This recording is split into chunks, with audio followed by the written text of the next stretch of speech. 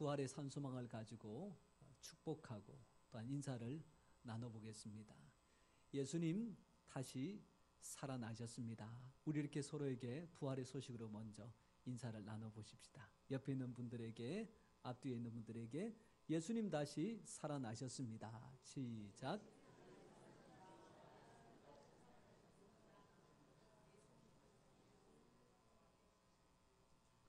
한 번 더 인사 나누십시다. 예수님만 다시 부활하신 것이 아니라 나도 부활할 것이고 또한 우리 모든 성도들도 때가 되면 다 부활할 텐데 서로에게 그 믿음이 있음을 또한 서로에게 그런 축복이 있음을 확인시켜 주십시다.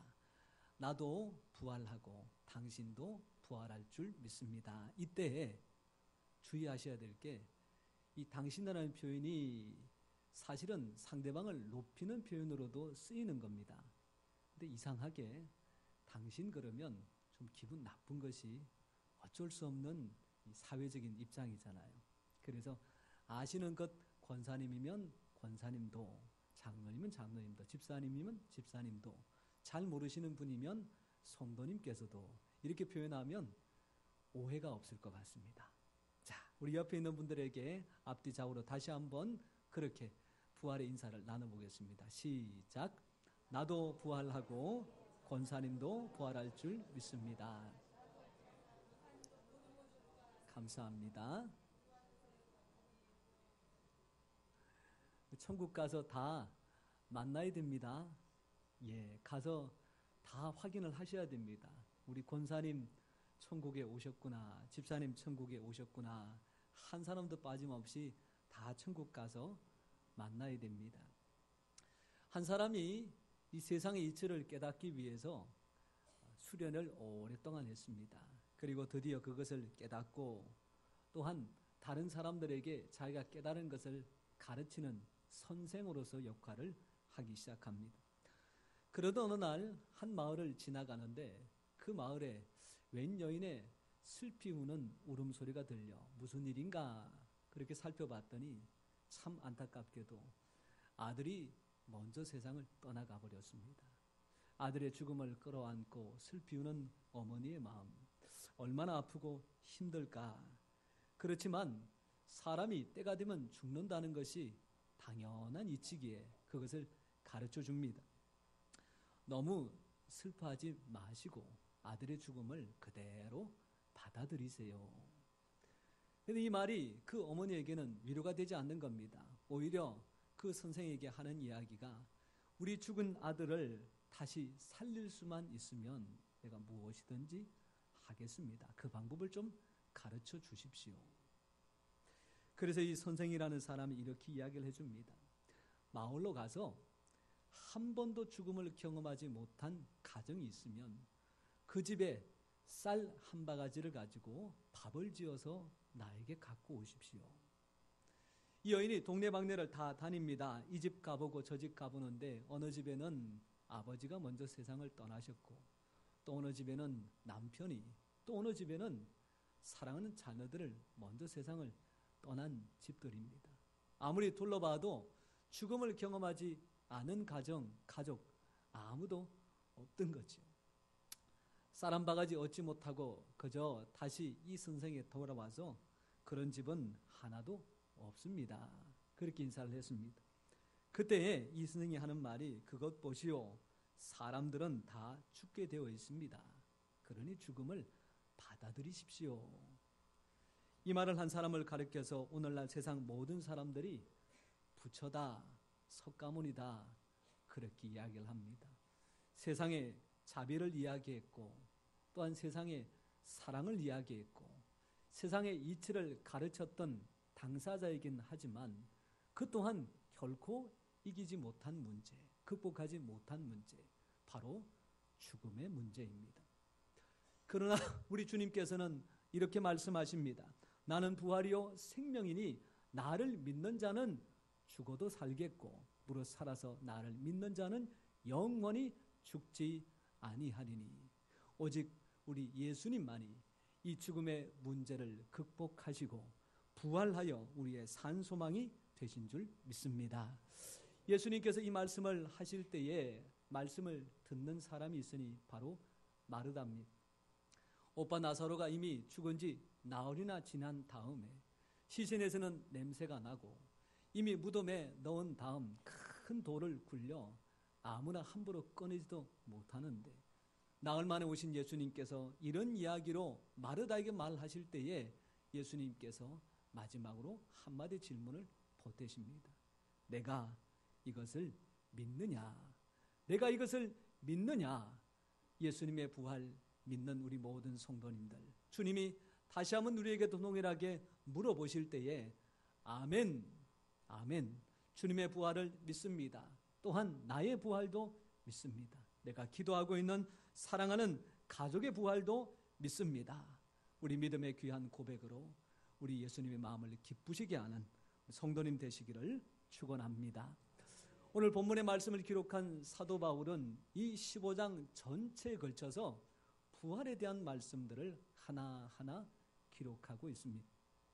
고린도전서 1장에서 말씀을 대하다 보면 이 사도 바울이 왜 부활에 대하여 이토록 간절하게 또한 철저하게 그리고 아주 상세하게 기록하고 있는지 그 문제에 대한 해답이 나옵니다.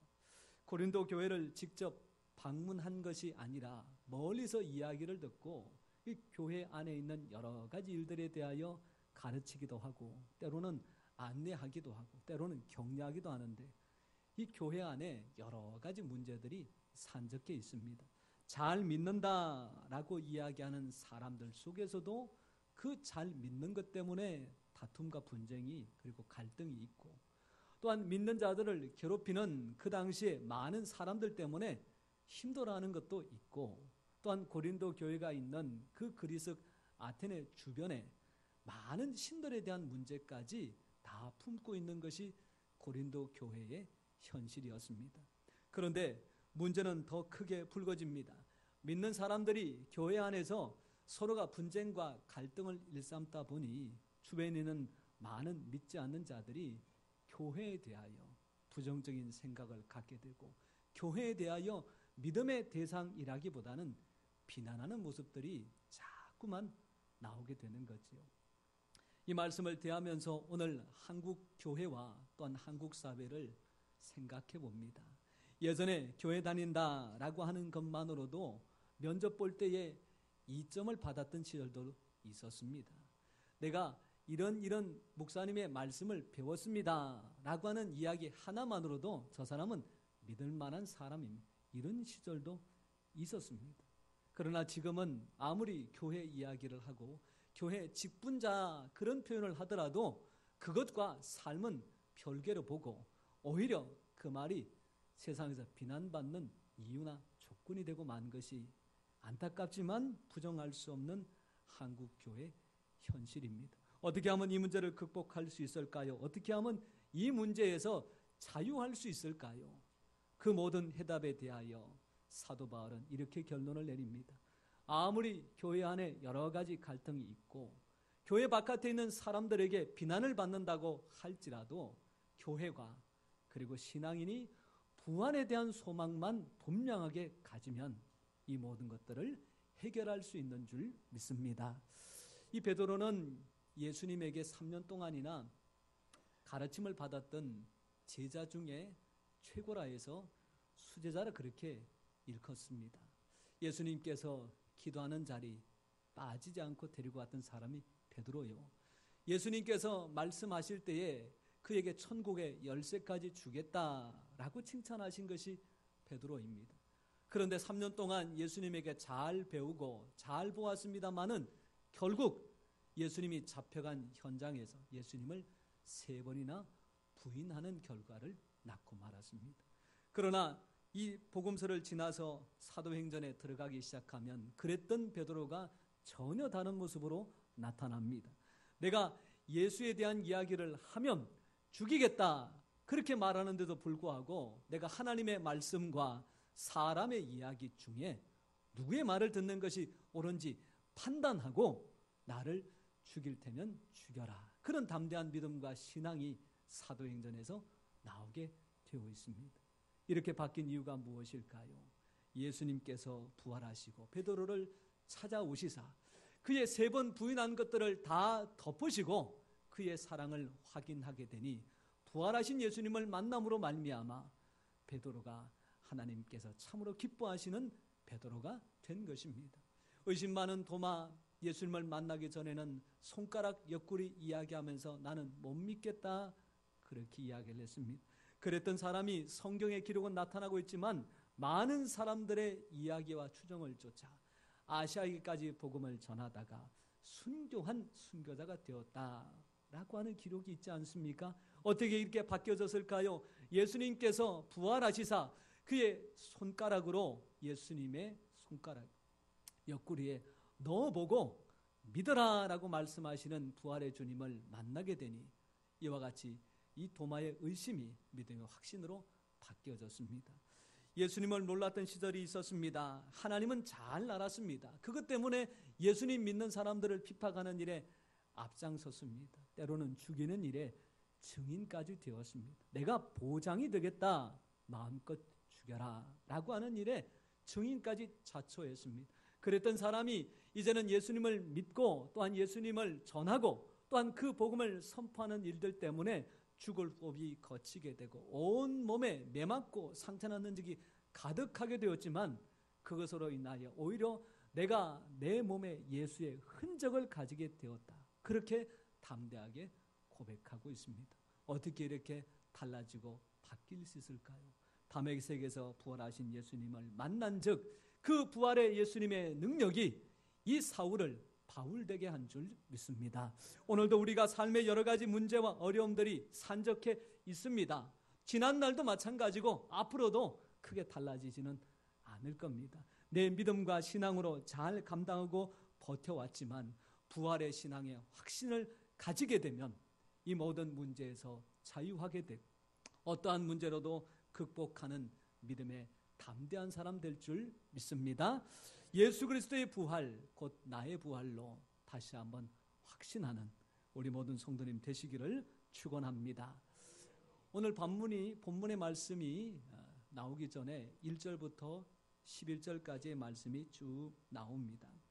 그 말씀에 보니까 예수님께서 부활하신 것에 대해서 베드로가 보았고 예수님의 나머지 제자들 또한 보았고 그 후에 500여 명이나 되는 많은 사람들이 일시에 부활하신 예수님을 보았고 제일 마지막에 만삭되어 태어나지 못한 나 같은 사람에게도 예수님께서 보여주셨다라고 하는 말씀, 사도 바울의 신앙의 고백이면서 그 당시에 예수 부활에 대하여 많이 변정하는 또 많이 반대하는 사람들에게 이것은 분명한 사실이다라고 하는 것을 증거하는 겁니다.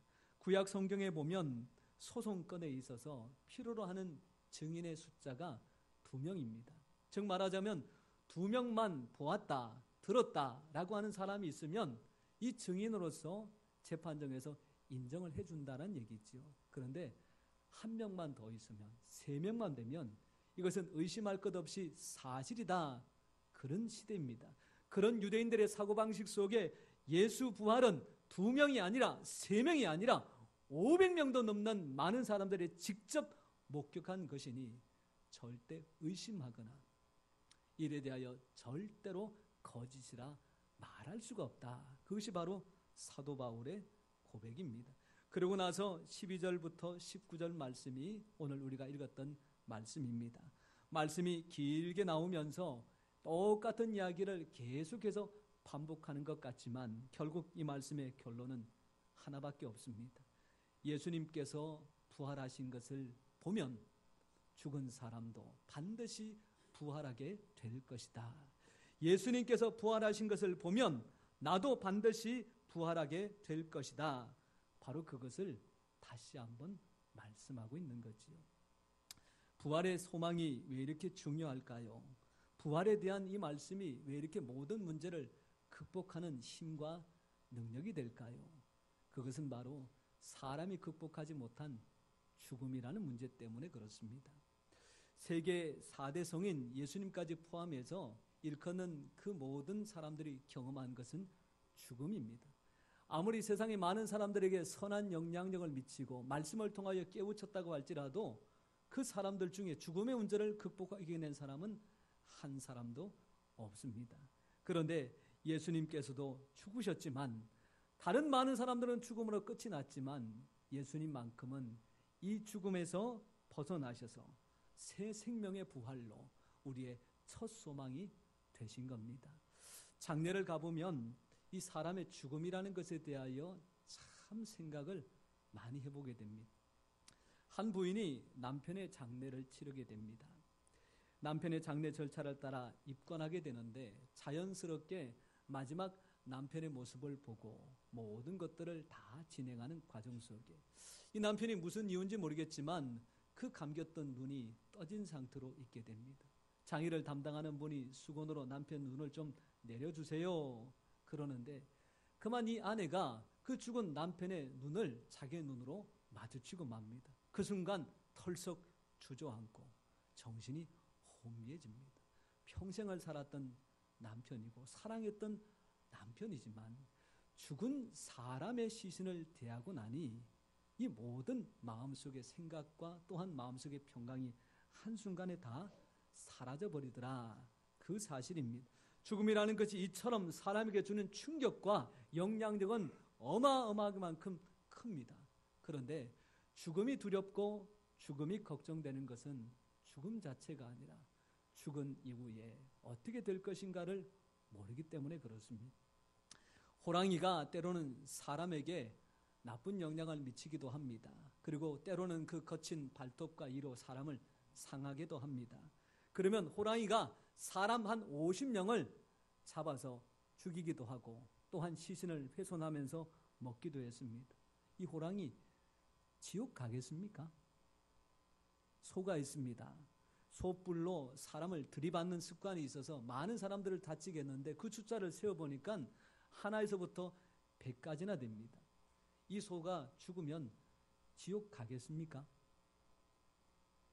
사람을 100명이나 죽였고 사람을 50명이나 상하게 만들었는데 그 죄값을 치자면 죽어 마땅하고 지옥이 아니라 지옥의 꽃배기라도 사실 더 가야 될 텐데 호랑이는 아무리 그렇게 하더라도 또한 소는 아무리 그렇게 하더라도 지옥은 못 갑니다. 이유가 뭡니까? 짐승들에게는 영혼이 없기 때문입니다.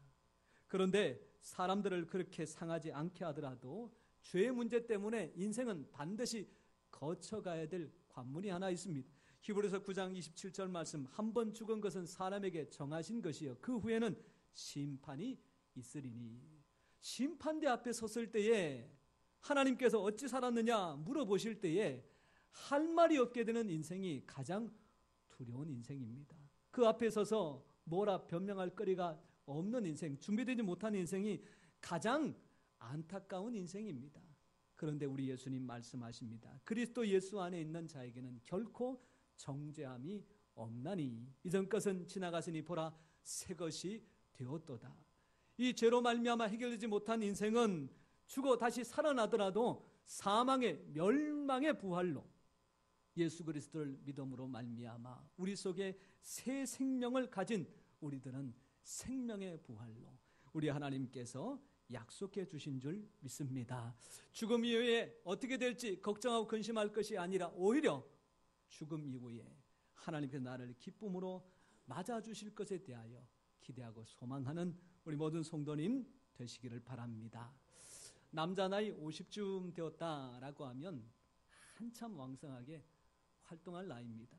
그리고 이제는 자기의 노력과 애씀으로 말미암아 또한 많은 것들을 남기고 그것을 누릴 수 있는 나이지요. 한 사람이 젊은 시절부터 외국에 유학도 가고 또한 열심히 공부도 해서 학위도 땄습니다. 국내에 들어와서 이제는 사업을 시작했고 어느 정도 일가를 좀 이루게 되었지요. 국내에 머무는 시간 얼마 되지 않고 해외에 나가는 시간 많았던 그런 삶이었습니다. 이제는 국내에 잠깐 들어와서 일정을 보는데 그만 감기가 느껴져서 병원에 갔습니다.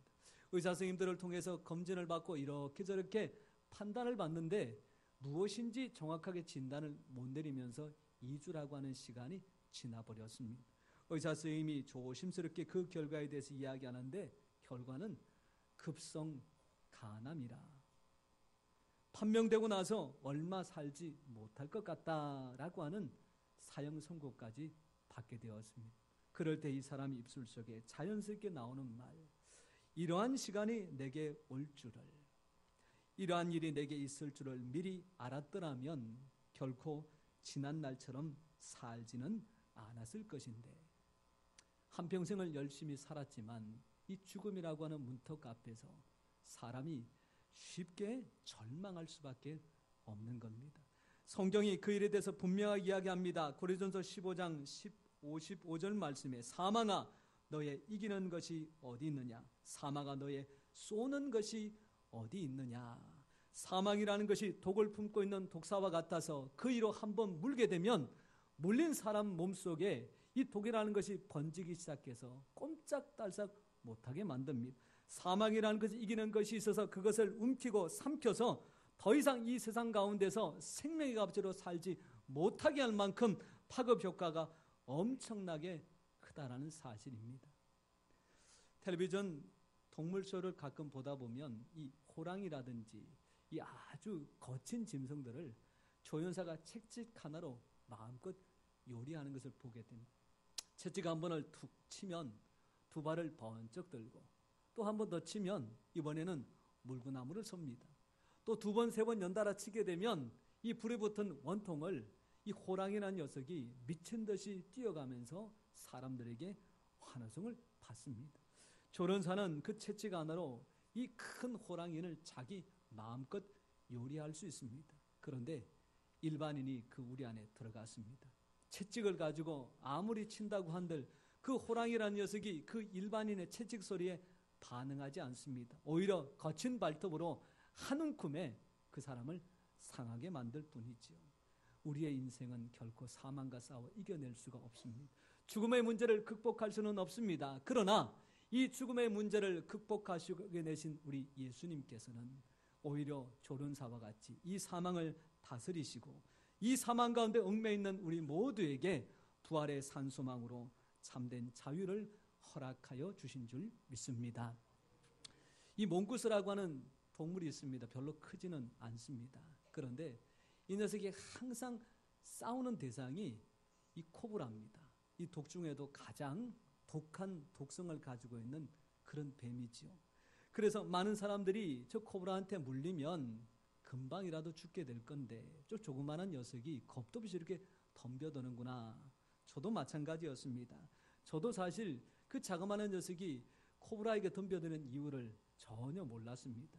그런데 학자들이 연구하고 조사해 보니까 이 몽구스의 몸에는 뱀의 독을 해독하는 물질이 있어서 코브라에게 물려도 전혀 몸이 상하지 않고 죽지 않더라.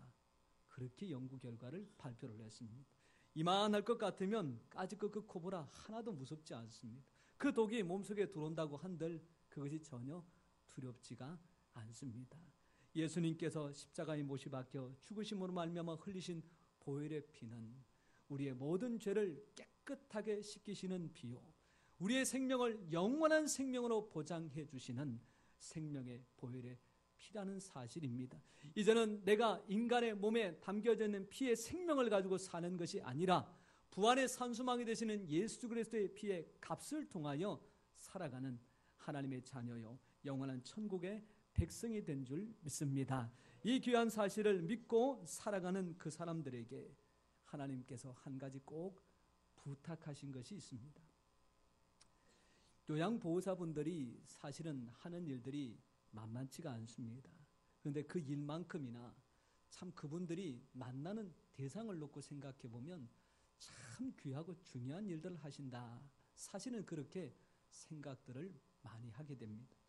한 요양보호사분이 90이 넘은 어르신 한 분을 잘 돌보는데 이분이 저혈당 증세가 있었습니다. 갑자기 혈당이 떨어져서 어질어질하더니 쓰러지고 옆에서 긴급하게 조치를 취하기 전에 그만 실신까지 이르게 됩니다. 당했던 요양보호사가 가족들에게 전화를 하고 119급대에 전화를 내서 빨리 차가 오도록 그렇게 하고 있는데 어떡하니 자기가 배운 대로 인공호흡도 해보고 심폐소생술도 해보는데 이게 참 잘 되지가 않는 겁니다. 마음속으로 하나님 앞에 기도합니다. 하나님, 제가 할 수 있는 일은 다 했는데 아직 제가 이분에게 꼭 해드려야 될 말이 있습니다. 그 말만큼은 전할 수 있도록 기회를 주십시오.